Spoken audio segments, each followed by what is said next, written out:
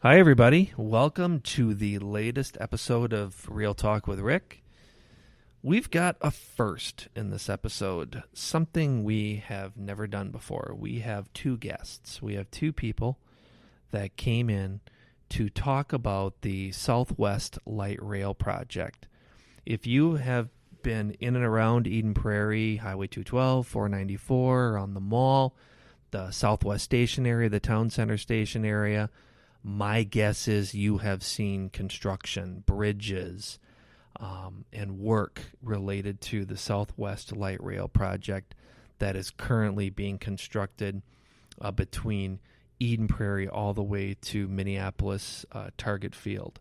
So I thought it would be a really good time to have an episode focused on that project, how it began, and where it's at right now. So this is a Southwest Light Rail episode. And so we had two guests. We had two guests in here to talk about that who kind of moved the microphone back and forth. We had Jim Alexander, and Jim is the project director of the entire thing. He is the main person heading up the project. And then we had James Mockovciak, who is the community outreach coordinator covering Eden Prairie. So he's the person that works with the businesses and the residents and does outreach related to the project. So he talks about his experiences in that role. So we have an episode with two gentlemen discussing Southwest Light Rail, and here it is. Thank you. We have both James Mockovciak and Jim Alexander from the Metropolitan Council and Southwest Light Rail Transit. Jim Alexander is the Southwest Light Rail Project Director, and James Mockovciak is a community outreach coordinator for this project. And they're both here, and they're both going to talk about Southwest Light Rail, and quite a bit of the emphasis later on is going to be about Southwest Light Rail in Eden Prairie and what's happening. And obviously, if any of you have been driving around the community or the commercial part of Eden Prairie, you see a lot of bridges and you see a lot of construction. And I'm sure a lot of you know that's related to the long-discussed Southwest Light Rail Project. We're going to start with Jim Alexander, and I'd like to go back to the beginning. And I guess it depends on who you talk to, because in some folks' opinion, the beginning of Southwest Light Rail probably takes you back to the 70s, but we've got a system of light rail transit already in the region operated by the Metropolitan Council, Jim, and I'm wondering if you could tell us a little bit about the history of light rail transit in the region leading up to the Southwest Light Rail project, and a little bit about Met Council, the organization that operates that transit. Well, sure, Rick. Thanks for having us down here. Appreciate you inviting us to talk about the project. We always like to share the word on Southwest LRT. So in terms of previous or other light rail transit we have in the cities, we currently have the Blue Line, which runs from downtown Minneapolis down to the airport and the Mall of America. And we also have the Green Line, which runs from downtown Minneapolis to downtown St. Paul.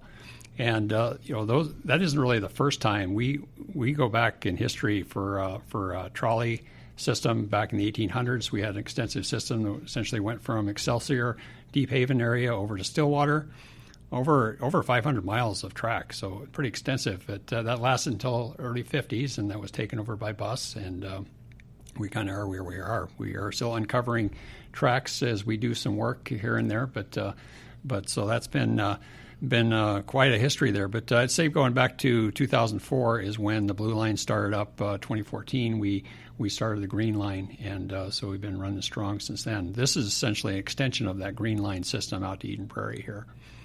In terms of Met Council, we're a planning organization. We were started in the late 1960s, and it's really for the region area. There's 7 counties that are involved in that. Eden Prairie is part of that within Hennepin County here. And we're responsible for planning, whether it's transit, parks, wastewater. We get into wastewater treatment, and we also we really handle the majority of the transit system within the region, but we do partner with local entities such as Southwest Transit. We actually have a good history with them, particularly on this project. Worked with Len Semich quite a bit in developing, understanding how we're going to cohabitate at the Southwest Transit Station, and I think it's been working out pretty well. The pandemic has been turning things a little differently for, I think, what Len was doing in terms of in our system as well. The bus and light rail activity has, so at least ridership has turned down quite a bit with the pandemic. We hope to have that increase, but we essentially cohabitate with Len and his group at Southwest Transit for while he's operating, we're constructing, and we'll have a co-located station at Southwest Transit. Yeah, absolutely. Len was podcast number 10, if anyone wants to go back. Yeah, so if you go back and listen to podcast number 10, you'll listen to Len talk about Southwest Transit and the bus system. And Metropolitan Council has the bus system in a huge part of the metro area. It's interesting that, so anyone who's lived in the area for quite a period of time may be familiar with the other two lines, the blue line, the green line. Now we're the extension of the blue line, whether it was, from the Mall of America, the airport, into Target Field, and now you can go all the way to the state capitol. So as you talk about us being the extension, there's that idea. Well, actually take us through, I like to say that we're the beginning of the line, not the end of the line. So if you start at Southwest Station, which you had just talked about partnering with Southwest Transit, take me through each stop. Where do we go heading east? All right. Well, we begin at Southwest Station, Eden Prairie, and then as we're heading eastward, we go up the hill to Town Center Station, and then we wind around, as you mentioned, bridges. We have a lot of bridges in Eden Prairie, and we end up in Golden Triangle. And then we head up over the highway 212 there and get to City West. And from there, we go under 62, Highway 62, and get into the Opus area where we have one station in Minnetonka, and make our way northward up to Shady Oak area where we have a Shady Oak station in Hopkins. And then we essentially proceed eastward from there, going through Hopkins into St. Louis Park, and finally getting into Minneapolis, and where we land at Target Field Station, which is our westernmost station currently.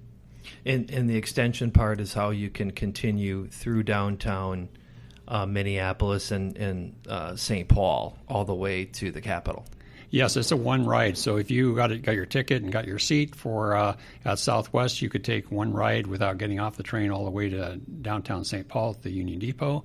Otherwise, there are 5 stations within downtown Minneapolis. You can swap over to the Blue Line and head down to the airport. Thank you. I've been to the depot, and I don't know why in my mind I think the Capitol is, you've got to get through downtown St. Paul and get to the depot. You're right, would be the final piece there. And it's interesting because I've done the ride from the Hiawatha line up to switch over at the Metrodome to head over to where Minnesota United play soccer.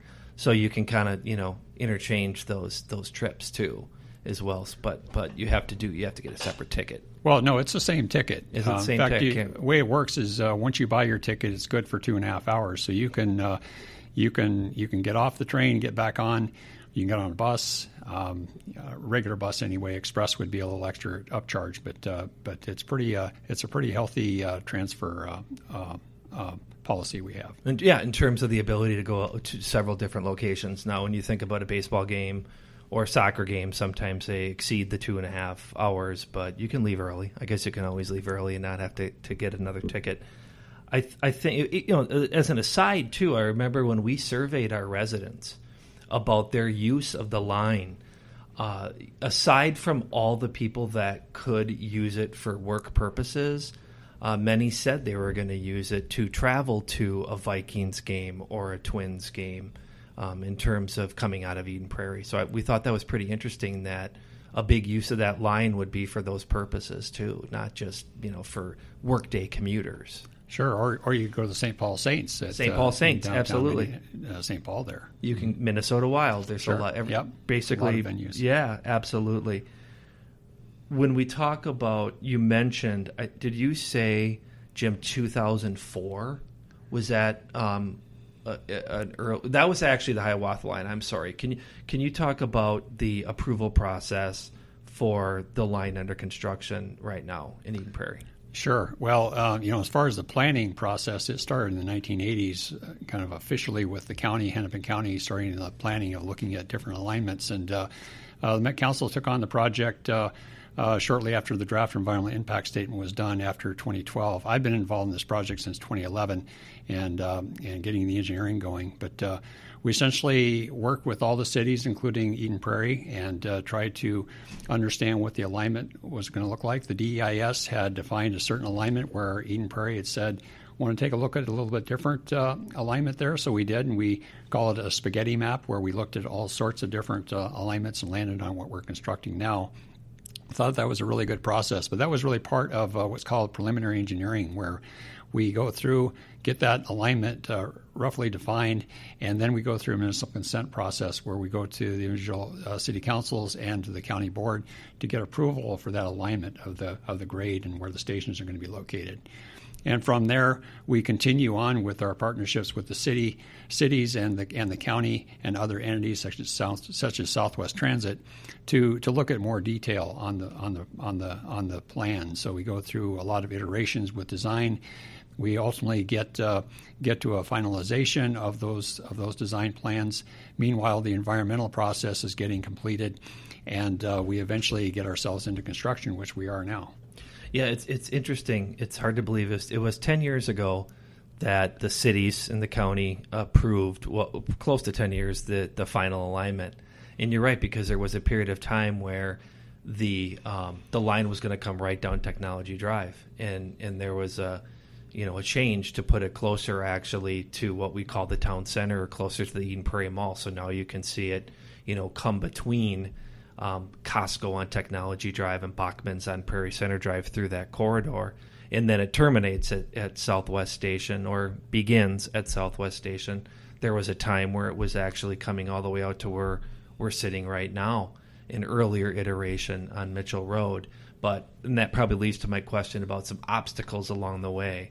And some of those were budgetary, correct? You had to make some pivots along the way from approval of that alignment to get toward construction. Oh, that's correct, Rick. And that stretch from Southwest to Mitchell was a very expensive proposition, just due to the going by the wetlands and the narrowness of technology and trail involved. So as we looked at that with our governing bodies, it was determined that that segment would be dropped from the project, really for budgetary reasons. And so budget was an obstacle to construction. Based on the update you gave to the city council, I think within the last few months, construction's actually gone along pretty well. Obviously, you're going to find some stuff. You're talking about finding, all kinds of new things when you're doing construction. But how's construction doing in terms of the schedule? Well, I'd say construction is doing very well out west. We're getting a lot of work done, as you can see by evidence with the bridges that have gone up, Prairie Center Drive Bridge, Valley View Bridge, Flying Cloud. We're now going to be building over Shady Oak and 212 here very soon. But out east, we've had some challenges, and a lot related to working right next to an active freight rail corridor. So we have a corridor protection barrier we need to build. We need change orders with that, which we do have now in hand. But we also have the Kenilworth Tunnel, which has been proved to be very, very challenging. And that's frankly caused some challenges with our schedule. And so at this juncture, and I think I was out in front of the city council a couple months ago talking about this, that we are currently looking at our schedule to see how it's going to pan out. I would say we don't have a date as far as when the civil construction is going to be done, and we're working on that right now with the contractor. But we also have a follow-on contract with the systems elements, which is essentially the elements that power and communicate for the train, and we need to get that resolved before we can identify a revenue service date. We have previously said in 2023 would be our revenue service date. That is no longer possible, and we're in that evaluation to determine when that is, and we hope to have that understood later this year. Sure. So, we're sitting here and coming on the summer of 21, and so could be up to 3 years. You're thinking sometime in 2024, because you said not the second half of 23. You don't know when that'll be, but just kind of a rough window would be sometime in 2024? Well, I'm not really committed to say that yet. All I can say is 2023 is not a possibility. We are actually toward the end of 23 with our original plan. Okay. And we have to see if 24 is still possible. Okay. So I'm not really ready to talk about that yet. Sure. Hopefully we'll have more information very soon. I know a lot of people are eager, including our council and our local funders at the county, as well as FTA, the Federal Transit Administration. So it's something we keep everybody dialed in as our conversation continues with the contractors, but we'll hopefully know that later this year here. Yeah, and I guess when you think about, we push out information about road closures, detours. I think we're coming up on a period of time where actually Highway 212 is going to have some closures for the bridges going over 212. And I think we link to a lot of information you have, and I think you've been, you have a lot of updates. I think it's the Saturday morning 5 a.m. email that comes out on the weekly construction that goes into my inbox. But how can people keep up on what's happening? Where can they go? Yep, thanks for that question, Rick. We have a pretty wide social media presence. So we have your typical Twitter, Instagram, Facebook, right? And to your point, we put out a weekly construction update. We get it out every Friday night. Probably doesn't get into people's boxes till probably sometime over the weekend. As you said, you get yours on Saturday morning. But that's an excellent resource. We have over 17,000 subscribers right now of that resource, and we get that'll provide anybody with the latest and greatest construction information for the upcoming week. And it's meant to be a tool for people to follow construction, to help people along their lives if they might encounter some of that construction, depending where they're going to be. So they could just scroll down that webpage. It's on our webpage at SWLRT.org. They can scroll down, find the city they're interested in, click on that, and you'll have detour maps. You'll have any kind of directions that you might need, or all the information you need just to be aware of what's going on in construction if you want to follow that more closely. So thank you. No, so this is good. We're pivoting from Jim to James, so that change in the voice is moving from Jim Alexander to James Mockovciak, outreach coordinator.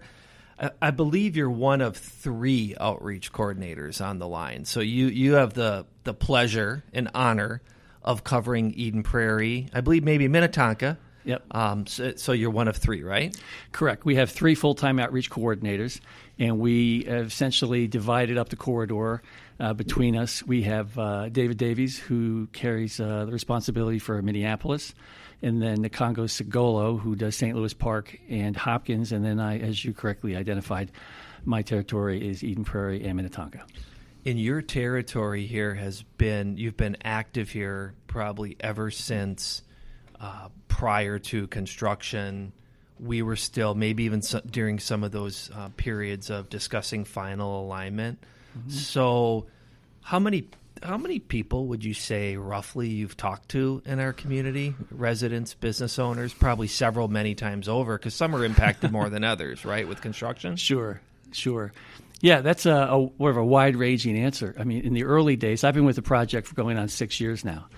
And when I started with the project, we were still deep into the design phase. And so most of my interactions with the public had to do with promoting what we were doing, either directly with the city and through different presentations we would make in schools, or it could be apartment complexes, or whoever was requesting that information. Or a lot of times we just came out to the fairs. We came out to different events the city offered. We came out to Starring Park to the July 4th celebration almost every year. And you do get a lot of people who would come back year after year and look at the date on there and say, oh, is it 2019, 2018? What's going to be the revenue operation date? So, but people were always very interested, right? And I always found people very friendly and very open to what we were doing. And so between all these different venues, or direct emails or phone calls directly we've gotten, we've spoken to, hundreds, probably thousands of people for sure. Yeah, and you probably, like you said, you could go to a community event, and we've seen you at our community events just asking general questions of someone who lives in another end of the city, just wondering, when is this going to come? I look forward to being able to get to the airport, to get downtown. And there were many who take maybe Southwest Transit on the express service, or what we were talking about earlier. in wanting to know that they're going to coexist and they're going to be sharing that location at Southwest Transit. But you also spend a lot of time with businesses that are going to be sitting right next to where the train's coming right past them. Right. You spend a lot of time on that. Give us a flavor for how you work through that or what happens there. Sure. Once we got into construction, obviously, then that became a reality for a lot of stakeholders along the corridor. I think we had over 150 different right-of-way agreements throughout the corridor where we've purchased land, and some of it very close to where businesses are operating. As Jim indicated, we're going to be going right along, which is now Town Center Place, which used to be Eden Road, right in front of Redstone, right along the berm there. We continue all the way down to Prairie Center Drive. There are also other businesses as we go on Flying Cloud Drive. We've got some hotels as well, besides restaurants. We've got apartment complexes. So they all have different needs, right? And they all have different perspectives. And people I have just found to be extremely open and adaptable. And I think most people just want to know, right, what's going to happen, how long is it going to take, and what can you do to help me continue to operate my business. And I think that's been one of our primary goals, is to be as flexible as we can and to work as closely as we can to hear and to listen and to make whatever adjustments we're capable of making in order to ensure that people have a good experience despite, the obvious disruptions. Listening to piling, hammering going on for 6 months to put a bridge piers together is very difficult. We understand that. So we try to be as flexible, as I said, as we can to help people along.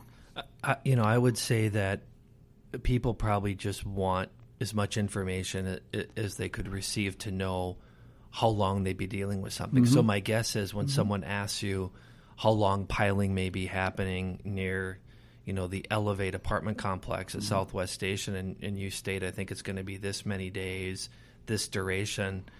My guess is, well, it's not just a guess because there are many, many contacts you have that then don't come to the mayor or city council or myself. So obviously you're answering a lot of questions to people's satisfaction.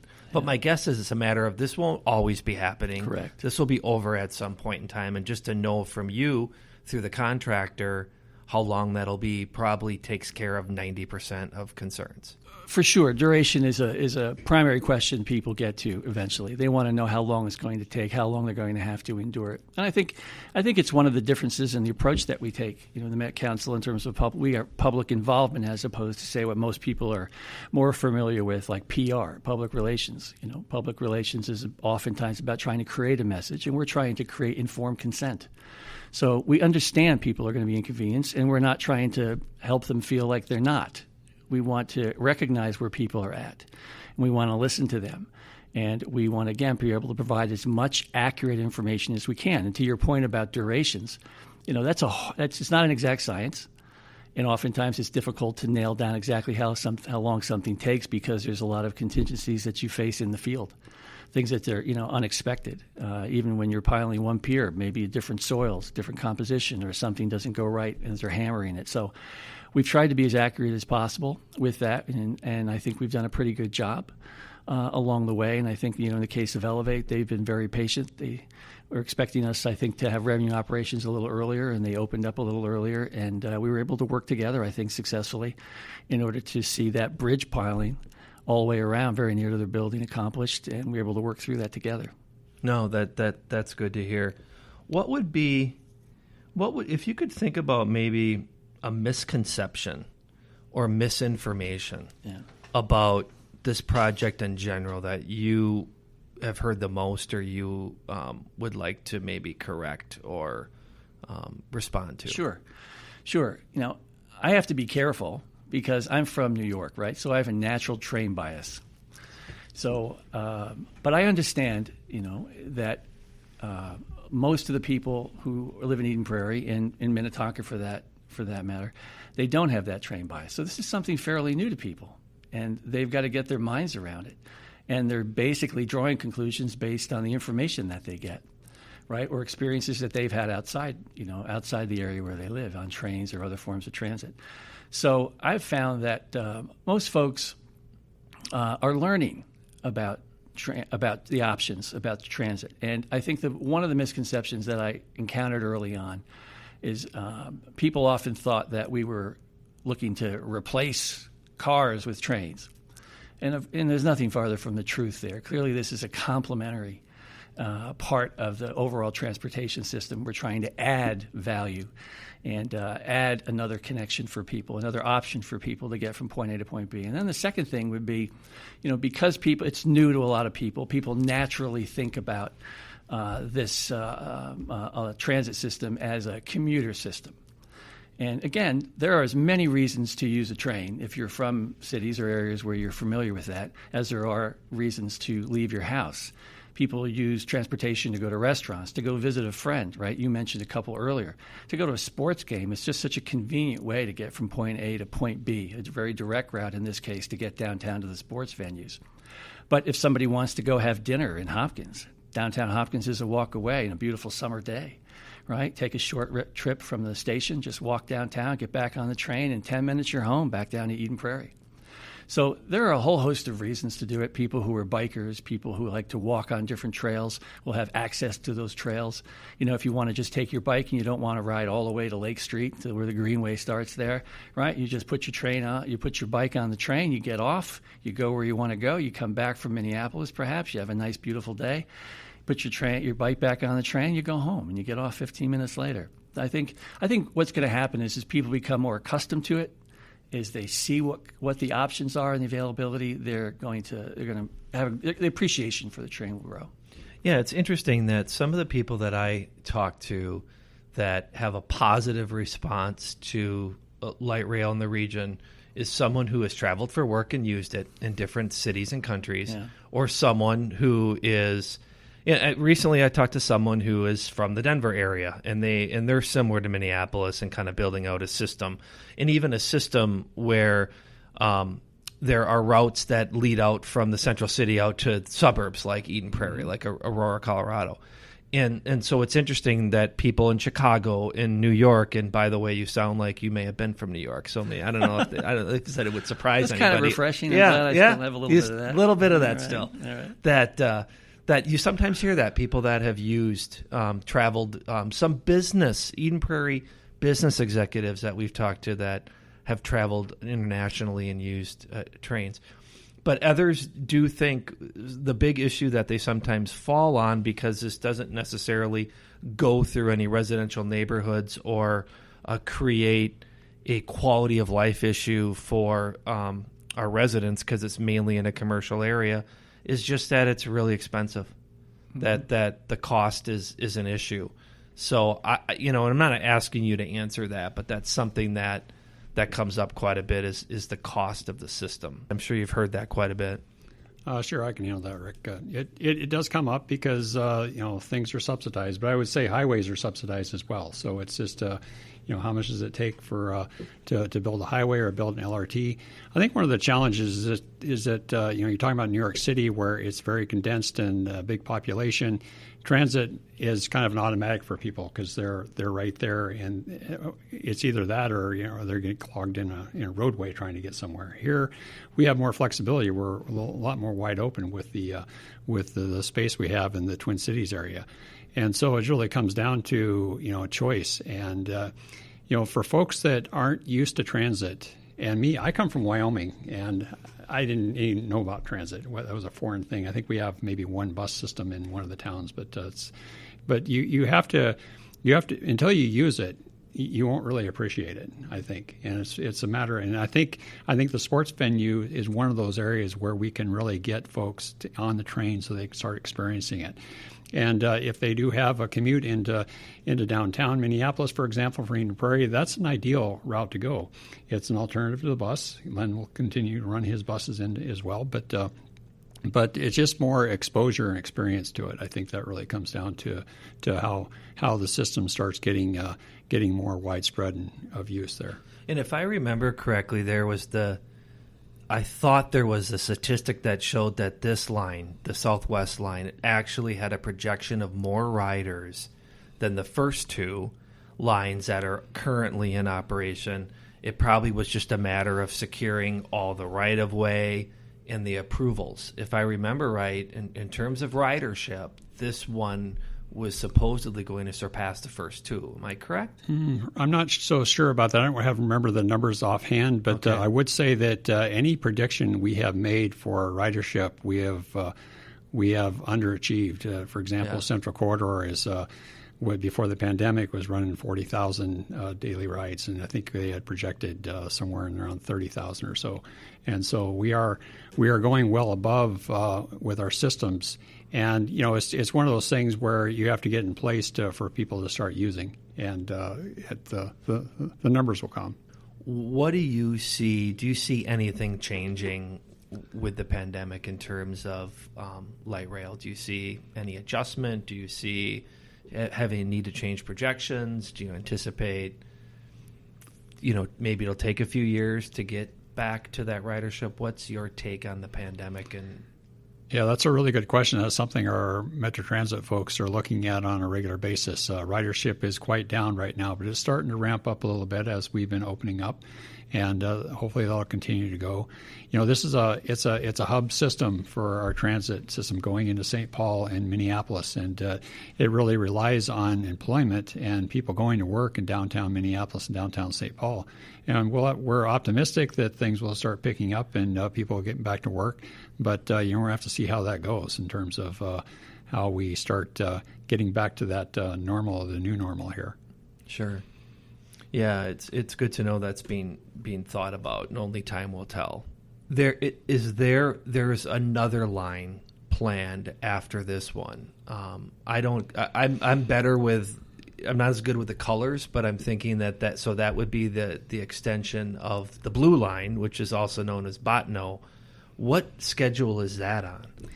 Well, it's on a schedule TBD right now. What they have, they had a plan to go up to the northwest of the metro area, and a good over half of that was along freight rail, and that just didn't pan out. And so we are a company with Hennepin County looking at alternative routes for that southern segment, if you will.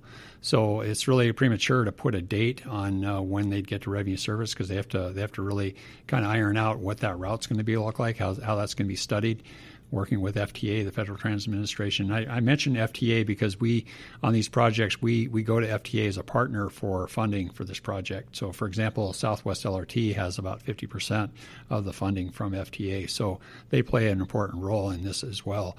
And so they're going to have to study that and determine, where's that going to go, and then it's got to be designed and then ultimately put into construction. And then there are other like connector routes that might be more bus rapid transit, right? I don't know of a fifth line being studied, but a lot of times you're studying maybe could it be fixed light rail, could it be bus rapid transit, and that could be a whole nother podcast if you talked about all the different lines that are out there. Dakota County, Washington County. There's a discussion of someday, I forget what the line's called, but you could connect the line here along American Boulevard all the way through Bloomington into the beginning of the line that's over by the mall. So it's, in terms of a system-wide analysis, you've got a lot more going on than light rail. But is there another possible light rail line after that? Or is it a lot of discussion about bus rapid transit, or a mix of both? I'm just Sure, I think it's a little bit of both. There's Riverview, which would be linking into the Blue Line and going into downtown St. Paul. So that is one. That's probably the next feasible LRT that would be going. There's also a number of BRTs being looked at. Gold Line, you may have heard that. That's yes. I think they just got into engineering phase. That's out in the eastern part into Washington County. And then there's also Rush Line that may go into a bus that's being studied. So we also have a number of BRT projects. You mentioned going from essentially Eden Prairie over to the Mall of America. That is one. I don't know if that's been labeled yet, but that is another piece. So it's really building out the transit map of the region. So Riverview, Gold, and Rush could all be light rail possibly. Well, I would say Riverview possibly. Rush is designated for a BRT. Okay. And I misspoke. Gold Line is designated for Gold a BRT. Which follows just real quick. That follows 94 East area out of St. Paul toward Woodbury, Oakdale? Yeah. Yes, it does. Okay. And so Rush Line, I think that's kind of a TBD. Okay. So you guys then, you're talking about this line has been discussed, Southwest LRT, since the 80s. And so we finish, we get riders. Then where do you guys go? What happens then? So like where Jim Alexander's, I mean, you're the project director of this line. So what happens next then? I'm going to go on a long bike ride. To Wyoming. Bike to Wyoming. Well, maybe not bike there. I actually take my bike out there and bike during the summers, but I don't know. I'll have to think about that. I'm getting close to retirement by the time we're going to be finishing up, so I'll have to see where things land after that. But there have been people who kind of move from line to line in their career. Yeah, I've actually worked on the Blue Line, which was Hiawatha. I worked on the Fare Collection, and I was design manager for a Green Line or Central Corridor, and then moved over to this project. So there are some of us that have transitioned. But we also we rely heavily on folks coming in because it's just the transition from one project to the other. A lot of people head off to other ideas and other things, and we continue to need people to come into the area like James to help us build these things. Sure.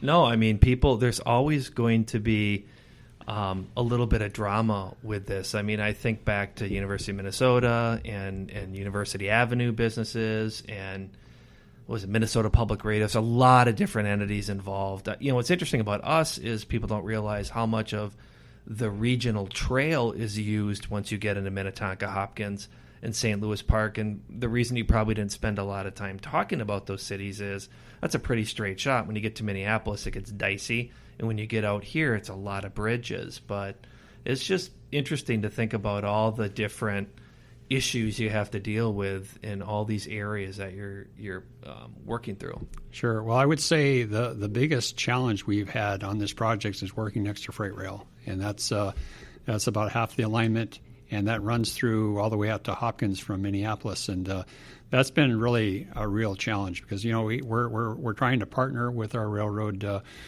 friends and doing these projects, and they're all about moving freight, and we're all about trying to get this thing constructed. So there's going to be a natural conflict there that we have to work through on a daily basis. Sure. James, what do you do next? Well, I haven't frankly given that a lot of thought. I'm very happy and proud to be part of this project. I mean, the largest infrastructure project in Minnesota history. It's an exciting project. It's a diverse project. I've worked on a lot of smaller scale development projects in the past, and I've never worked on anything quite this size. So I think I've got some different options, but I haven't really thought seriously about anything else. I'm just really focused on what we're doing here, getting through this construction phase, moving on to the next phase, and toward revenue operation. Sure. No, and again, it's not as if we're going to be having our first rider later this summer anytime soon. So there's ask me that in like 2 years. Yeah, it's quite a few years yet, and things could change. Yeah. Is there any final thoughts, James? Since you kind of have the microphone now, any kind of final thoughts, and maybe anything that I didn't ask or you didn't get to cover? When you think about Southwest Light Rail and especially in Eden Prairie. I think I would just like to add that we're just how appreciative we are of the people of Eden Prairie, people throughout the corridor who are directly affected by our construction, because we do want people to understand that we do understand and appreciate and empathize with the disruption on their lives, and we would prefer not to. But we also realize we have to build this, and so there's, as Jim indicated, kind of a natural conflict sometimes that occurs here. But people have been really fabulous and very enthusiastic in general about the project, and just want to let folks know that we are almost through it. I think there's more construction going on here in the West than most places throughout our corridor. I would say, if I were just to, don't hold me to it, but probably nearly 100% of the corridor in Eden Prairie is under construction now at the moment, if you go from tip to tail from Southwest Station to Highway 62, right? And so a lot of the heavy lifting is already done. Most of the bridge piling has been completed. We've got a little piling left at Southwest Station. So a lot of the really noise and vibration-based annoyances, the disturbances that people have experienced, that they've endured patiently, is almost over. And after that, it will be a lot of just a vertical construction right, that we see going on now, retaining walls that really don't have the same kind of impact, social impact around people. And traffic impacts will begin to clear up, and we'll get a lot done in terms of even traffic disruptions by the end of this year. So by next year, I think it'll be a different picture. So I think to let people know, as somebody once said, that light at the end of the tunnel is train. Right. Yeah, and we're almost there. We're getting a lot closer here down Eden Prairie, and we're a lot closer than other portions of the corridor. Sure, again, based on your presentation, it was we always knew a lot of construction in 2020 and in 2021. Those are two really big years, and so we're kind of in the middle of that now. Yeah. Jim, do you have anything you want to add before we wrap up? No, I concur with James. I do appreciate the community putting up with us, because we do ask a lot for this getting this project built. But I think one thing that folks ought to be aware of, particularly out in Eden Prairie, as James indicated, we're going to be getting construction done, at least the civil construction done, a lot earlier than the rest of the project, just because things have been going so well down here. There's going to be a time where there's not going to be a lot of activity, and then there's going to be a systems contractor who may not be so intrusive, because they're putting stuff onto the alignment that we've already built. And so people are going to wonder what's going on with that, because they're stringing wire, putting cable in, not seem like a lot of activity. But we're still working, and still a lot to go. 14 and a half miles, a lot to build here. And so stay tuned. Yeah, absolutely. And I think it's several months of just empty cars going back and forth, right? So people might think, when can I get on? Where can I get on? I see the cars running on the tracks, but you have to do a lot of testing and work, right, for a long lead up even to revenue service first rider. Right. There is very extensive testing that starts at the base level, gets into integrated testing, then our operations have to do their thing in terms of making sure it's safe and get their operators trained. There's a lot going on in terms of getting these type of systems up to revenue service. Well, Jim and James, thank you so much for coming in and providing a little bit of background and an update. As you said, James, this is the largest public works project in the history of the state of Minnesota. So it is a big deal, and I appreciate you both coming in and sharing some information about this project. I appreciate it. Thank you, Rick.